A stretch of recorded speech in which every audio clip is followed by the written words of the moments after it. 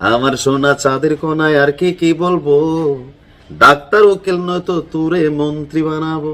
কেন মন্ত্রী বানাবো রে, তোরে মন্ত্রী বানাবো, তারপরে 7 পুরুষ বসেই খাবো। অর্থাৎ এই লুরু ভাইয়ের বাংলা, লুরু না মানে আমি ভুল, অনেক সময় একটা জোশের সরে চলে আসবে। নুরু ভাইয়ের বাংলায় জামাত শিবিরের ঠাঁই নাই। এখন অনেকে বলতো যে এই ক্যারেক্টারটা আগাগোড়া একটা গোপন আওয়ামী লীগ এজেন্ট ছিল, যদি আওয়ামী লীগের নেতাকর্মীরা নুরুকে দেখতেই পারে না। কিন্তু আজকে জামাত শিবিরের কপালে দুঃখ লাগতেছে। অনেকে যারা মনে করছিলেন জামাত শিবিরের নেতাকর্মীরা যে শেখ হাসিনা চলে গেছে, আওয়ামী লীগ ক্ষমতা নাই, আমরা তো এখন কোন অবস্থায় আছি, খালি আগামী দিনে বাংলাদেশে আমরা জামাত শিবির দিয়ে ভরাই ফেলবো। কিন্তু আপনাদের জন্য ভাই দুঃসংবাদ, নুরু ভাই যেই ঘোষণা দিছে, এই ঘোষণার পরে জামাত শিবিরের নেতাকর্মীদের কতটুকু পাওয়ার আছে এটা কিন্তু দেখা যাবে। কমেন্টে লিখতে পারেন কারা কারা নুরুর এই বক্তব্যে রাজি। প্রয়োজনে রাজনৈতিক ঐক্যমত করিয়া সংলাপ হয়েছিল না, ওইরকম আবার প্রয়োজনে সংলাপ হবে। মানে আমরা যারা আছি আমরা তো চা বিস্কুট খাবো না, দেখবো আর কি, থাকে না অনেক সময় একজনে খায় আরেকজনে দেখে মজা পায়, ওই আর কি। তো এরকম চা বিস্কুট হবে, সংলাপ হবে, কিন্তু ফাইনালি কি হবে, জামাত শিবিরকে আবারও নিষিদ্ধ করা হবে। কিন্তু ভিপি নুরের এই দুঃস্বপ্ন এটা কি সত্যি হবে?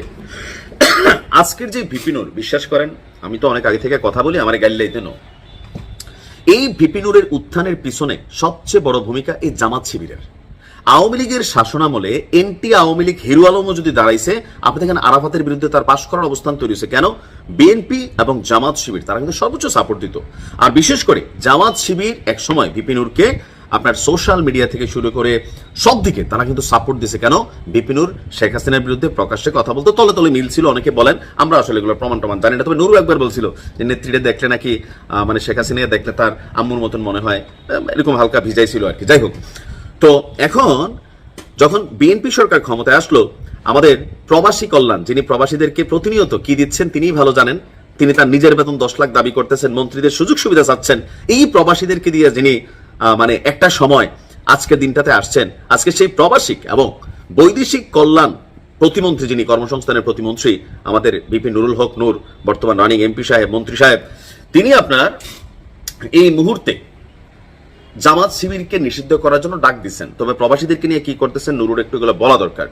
এখন কেন আসলে এই ঘটনাটা? কুষ্টিয়ায় আপনার জামাত শিবিরের সাথে একটা সংঘর্ষ হয়েছিল ছাত্র অধিকার পরিষদের। সেখানে আবার ছাত্র অধিকার পরিষদের একজন নেতা ছিল সোহান, তাকে মনে আবার তারা খুব ভালোভাবে মাইক টাইট দিছে। এরপরে সে হাসপাতালে ভর্তি ছিল। হাসপাতালে ওই সোহানকে দেখতে গিয়া আবেগে জোশের ঠেলায় নুরু মুখ দিয়ে যে কথা বের করছে, এই কথার পরে নুরুর অবস্থা কি হয় সোশ্যাল মিডিয়া প্ল্যাটফর্মে আমরা অবশ্য অনেককে চিন্তা করতেছি। তো এর মধ্যে সাংবাদিক ইলিয়াস সে আবার এক ভিডিও বাইর করে দিছে। এরপর দিন নুরু আবার জামাত শিবিরকে গাইলাচ্ছে, ইলিয়াসকে গান্ডু বলতেছে, পিনাকিরে সান্ডু বলতেছে, হ্যাঁ, তো এরকম নানান কথা বলতেছে। এখন কেন? নুরু বলছেন যে আওয়ামী লীগ জামাত শিবিরকে নিষিদ্ধ করেছিল, তো তার মানে সেটার পক্ষেই ছিল, কিন্তু তখন তো মস্কা লাগাইছে, ভাজ লাগাইছে। অন্তর্বর্তী সরকার সেই নিষেধাজ্ঞা তুলে নেয়। এখন নির্বাচিত সরকারকে, বিএনপিকে বিষয়টি ভাবতে হবে, প্রয়োজনে রাজনৈতিক ঐক্যমত্য করে আবারও জামাত শিবিরের মতন উগ্রবাদী সংগঠনকে নিষিদ্ধ করতে হবে। যখন ক্ষমতা হাতে আসে তখন একটা কামড়াকামড়ি শুরু হয়, কে খাবে তো কে খাবে না, কে পাবে তো কে পাবে না। আগে আওয়ামী লীগ ক্ষমতায় ছিল, একলা খাইছে, বাকিরা পায় নাই, আওয়ামী লীগ কামড়াকামড়ি করতো। এখন আবার ধরেন তখন বাকিরা সবাই একটা টিম ছিল। এখন আবার আওয়ামী লীগ নাই, বিএনপি ক্ষমতায়, জামাত মানে বিরোধী দল, এনসিপি তাদের উইং, তো সবকিছু মিলাইয়া এরা একে অন্যের উপরই নিজেরা।